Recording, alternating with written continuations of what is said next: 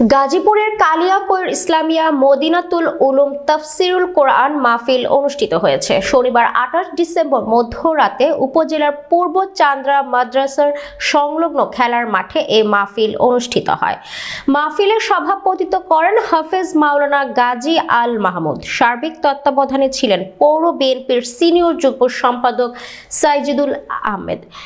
প্রধান অতিথি হিসেবে উপস্থিত ছিলেন ধর্ম বিষয়ক উপদেষ্টা আল্লামা ডক্টর আ.ফ.ম. মোহাম্মদ খালিদ হোসাইন। তিনি বলেন, চাঁদাবাজ ও দুর্নীতিবাজদের সংসদে পাঠানো উচিত নয়। সমাজের নৈতিকতা ও আদর্শিক নেতৃত্বে প্রতিষ্ঠার মাধ্যমে দেশের উন্নয়ন নিশ্চিত করতে হবে।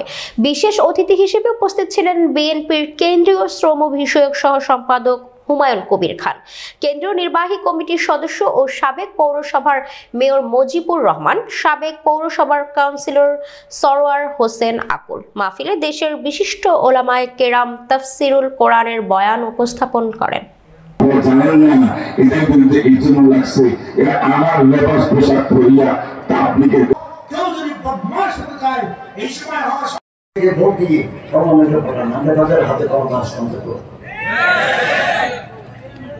সব মানুষকে পাঠান, ভালো মানুষকে পাঠান।